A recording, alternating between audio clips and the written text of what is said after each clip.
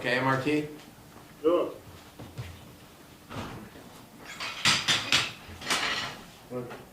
Okay, good.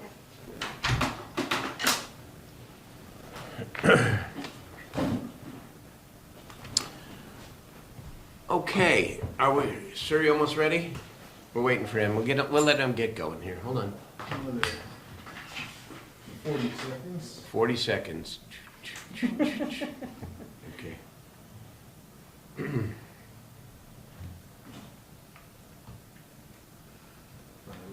Yeah, you can leave that on the phone or whatever you want. Okay. Ready? Yes, Okay. Thank you so much. Good afternoon, everyone. I'm very glad to be joined remotely, but in spirit in every way with my friend and the co-chair of Governor Newsom's recently appointed task force on homelessness, Supervisor Mark Ridley Thomas. Mark and I have a long and storied history together. We served in the legislature together for many years, and I don't know of another elected official who has devoted more passion, more time, and more political capital to tackling this vexing issue of homelessness. Today we have a proposal to make, and I'm going to speak for 5 minutes, and then I'll turn it over to Supervisor Ridley Thomas. We make this proposal together, and I begin with this.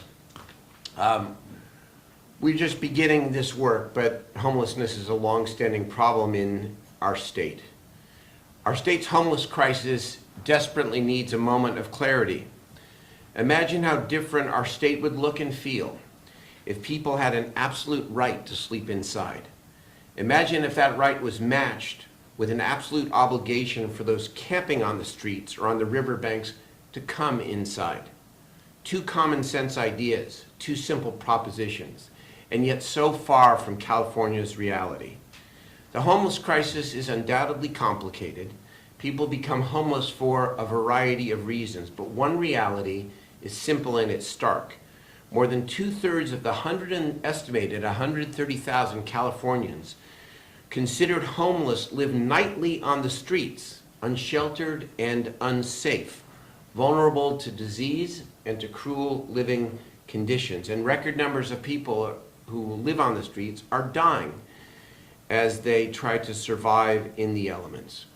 Like Supervisor Ridley Thomas, I am a strong believer in the Housing First model. I authored Proposition 63, the Mental Health Services Act, sponsored its offshoot, No Place Like Home, the Housing Initiative.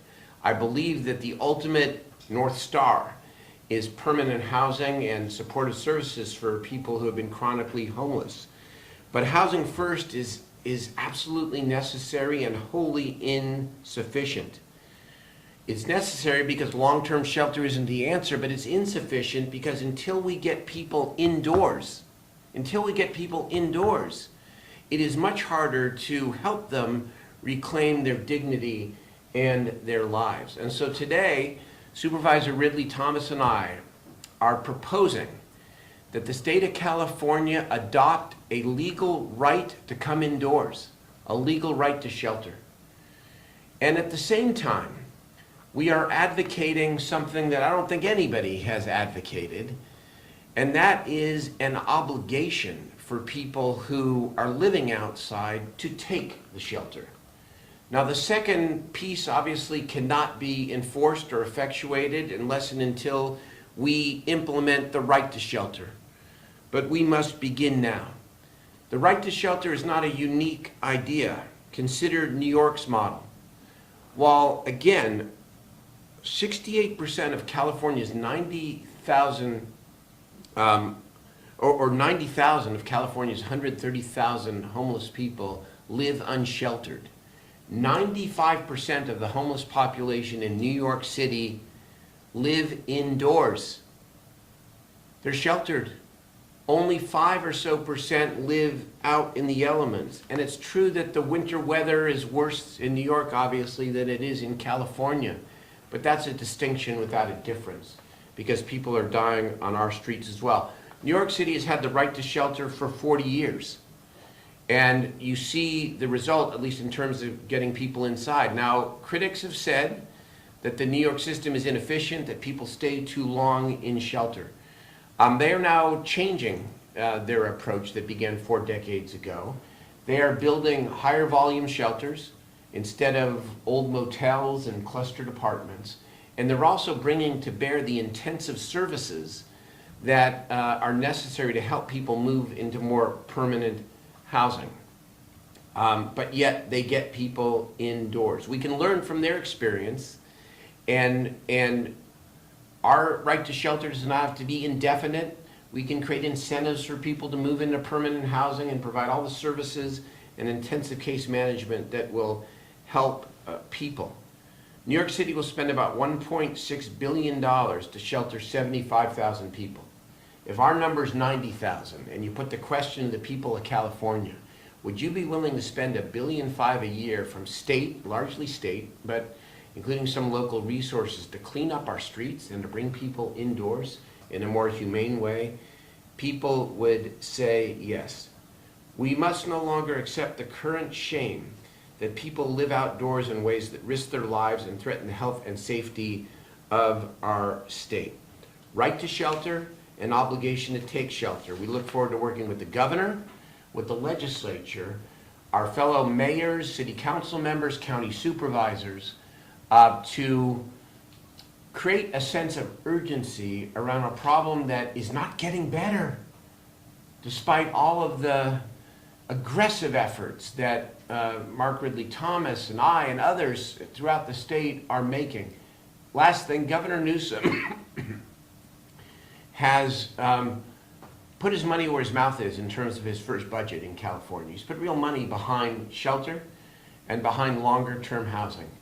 We believe that this idea could prod and propel even more aggressive action by the entire state government as we grapple with an issue that is a moral, humanitarian, public safety, and public health crisis that we can no longer ignore. Supervisor Ridley Thomas. Thank you very much, Mr. Mayor. I simply want to say that I appreciate your leadership in addressing the homeless crisis through the lens of mental health as related to Proposition 63. Pleased to serve with you on the founding Prop 63 Commission. We were both in the legislature. And now your work in advocating around homelessness again, but emphasizing shelter more sharply. I couldn't agree more that a lot has been done. Significant resources have been raised in the state through Proposition 63 in the one instance. And if you look at the local level, the County of Los Angeles through Measure H in particular. And yet we find ourselves challenged anew. The crisis has in fact deepened. We sense that from an intuitive perspective. We had an abundance of anecdotes. And then the data spoke in terms of the homeless count. And from one end of the state to the next, with very, very few exceptions, the uptick was palpable and arguably daunting. And this crisis has become more urgent. It's become more urgent from the perspective of public health, public works, and public safety. All combined, I think they collectively constitute a state of emergency that has to be addressed in a number of ways. It can be addressed from the federal level. There's a state opportunity or option. There's a local level that can be operationalized. It seems to me that the county health officer has an option. The public works head has options in terms of our waterways and the like, that when they are threatened, work can be done to relax regulatory impositions that can cause us to remove people from ravines and more. The same is the case with respect to the governor when there's conditions that look like a disaster or extreme peril to safety of persons. I don't know any instance in which 130,000 people were at risk and it was simply tolerated. Across the state of California, you look at the county of Los Angeles, 60,000 on any given night. This is a crisis on steroids, and we should not acclimate to what may be defined as a new normal. More can and should be done, and that's why the state of emergency becomes important. Regulatory statutes can and should be revisited. Agency orders and rules should be dealt with. Regulations of strict compliance would prevent, hinder, or delay mitigation efforts. We ought to relax them. And we need to be thoughtful about doing so. But any impediments that keep us from exercising maximum care and humanity toward people who are suffering should be addressed accordingly. And to the extent that that is the case, I'm looking forward to how the state of emergency conversation advances and embraces the conversation about the right to shelter. They are, in fact, compatible. Yeah. And if we can accomplish those two things, I believe we will have reclaimed our standing in the fight against homelessness. Thank you, Mr. Mayor. Thank you, Mark. Thank you, Supervisor Ridley Thomas. Great partner, North-South, City, County, and someone who has raised hundreds of millions of dollars for fight this problem in the city of Los Angeles. I guess I'd sum up by saying, look, if you want to simplify it, we're talking about, the motto might be under a roof, not under the freeway. Under a roof, not under the freeway. This issue is complicated, but in some ways we have to simplify it. We have to simplify it by recognizing that we've sort of lost the proverbial forest through the trees here. We have to bring people inside. Bringing people inside is not the end, but it's an essential beginning, especially for people who are chronically homeless. And that doesn't mean that everything needs to be a large volume shelter. We need more of those because of the volume of people.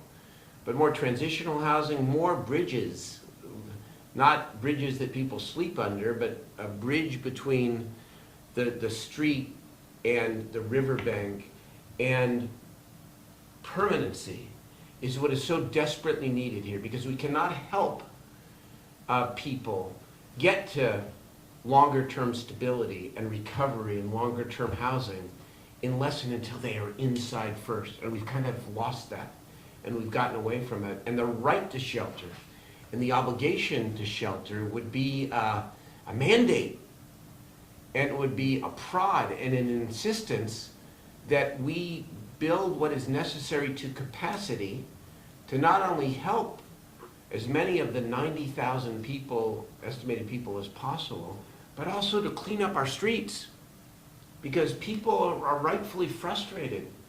We cannot wait 10 years to fulfill our aspiration to build enough permanent housing and fix the system while allowing 90,000 people to linger on our streets. Doesn't work. This is a necessary first step, and again, consistent with the state of emergency that Supervisor Ridley Thomas has been pushing and talked about a moment ago. We'd be happy to answer your questions. Let me just offer this point of view. It's not simply lingering or languishing on the streets of our respective jurisdictions. Might have to say that they are literally dying. Last year, the number, according to the coroner, was 813,000. The most recent count. You mean 813? 813 is what I meant. Yes, thank you. The following year was 918. I dare say that it is trending in a way that would suggest that it would be more than 1,000 in light of the uptick. And so it's bad enough that people are languishing.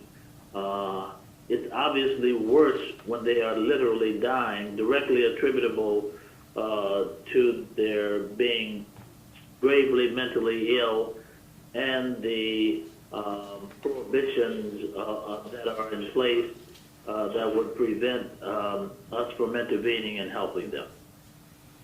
Yeah, no, thank you, Mark, for clarifying that. I mean, so I just add again, you can get the last word, but I just want to make sure that since these issues are so complicated that we're clear that the right to sleep indoors and the obligation to come indoors is not a substitute for intensive mental health, substance abuse treatment, and permanent and longer-term housing. But it is a necessary precondition for most chronically homeless people to have a chance to get off the streets long-term.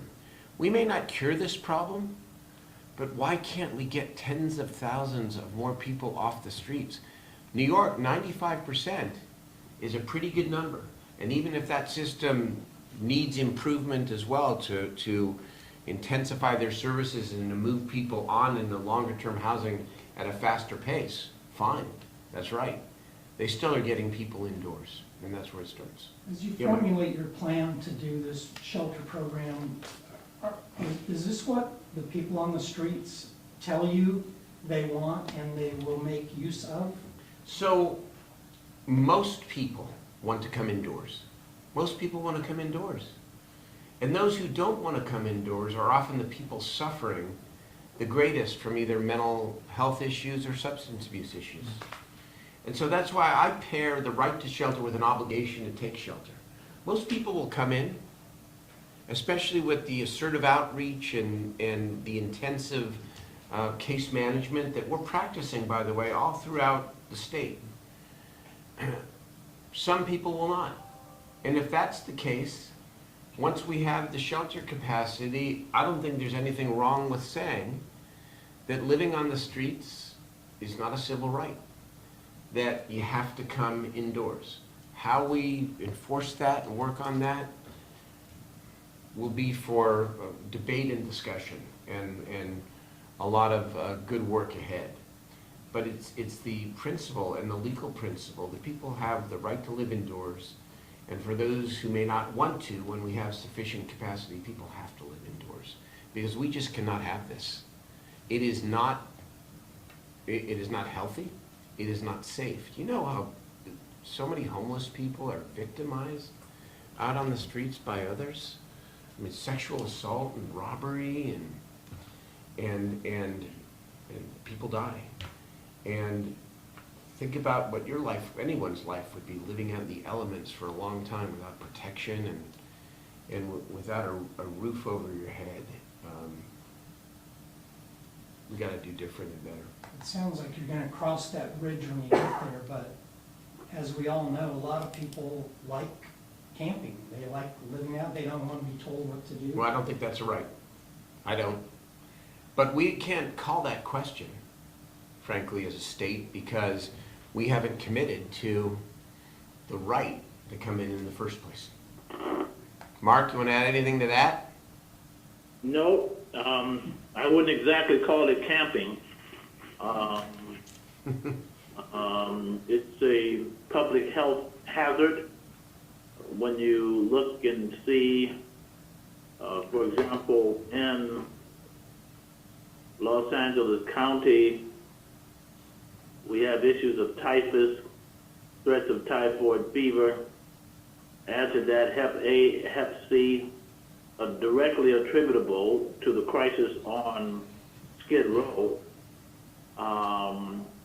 It's a threat to our collective sense of public health. And this is a matter of fiscal prudence as well, I might add. Thank you. The people who are subject to Part 1 crimes on the streets of our state, they cost. They cost in terms of first responders. They cost in terms of emergency room treatment. And it's very, very expensive. And so I think we can be smarter about this, and we can be more humane about this by invoking a right to shelter in the context of a state of emergency that should kick this off. We cannot allow ourselves to adjust to these circumstances. We need to be fully maladjusted in the face of homelessness. You know, yeah. I was going to say, I think that much of what you said today has allowed for a little bit of a different framework to approach the problem. And so I guess I'm curious, how much is this a call to action versus a call for support versus, like, I don't It's a call to action, it's a call for support. You're going to report, obviously, to the governor and his administration and the legislature. They've asked us, you know, Mark and I, Supervisor and I, have been around for a long time. Neither one of us want to just go around the state and put together a report that sits on a dusty shelf. We want to be provocative. We want to spur the right kind of debate and discussion here, and we want to bring clarity. I keep using that word, clarity, to an otherwise complicated problem. Because one thing that is clear is while we are investing all of these resources in our long-term plans, we are getting people off the streets. I mean, thousands of people are coming off the streets, but the problem is getting worse. And fundamentally, until you bring people under a roof, you can't really help them reclaim their lives, especially those who have the more chronic problems that either caused their homelessness or exacerbated their homelessness over long periods of time. I think of like survival situations, they always say like the first thing you do is you assess your resources, determine your motivation Yeah. and things of that nature. So what resources are you trying to tap into right now, or what are the things that could become tools? Everything from the enforcement to physical locations, what are the things? Well, first of all, Supervisor Ridley Thomas, I think, said it very well. We are spending untold tens of millions of dollars now ineffectively addressing the symptoms of homelessness through law enforcement budgets, through public health budgets, through public works budgets, just cleaning up a lot of the messes. And there is no reason why we cannot convert some of those resources, a lot of those resources, together with, yes, more investment from the state, which is what it's going to take. The return and the reward would be 95% of California's unsheltered homeless population indoors with a better chance at reclaiming their lives than they currently have now. You mentioned state funding that would be part of this. Do you have any sense of roughly how much that would be or how to calculate that? Are we talking? That's going to be the work of our commission, but we do know the New York model. $1.6 billion to operate their shelter system that shelters 75,000 people.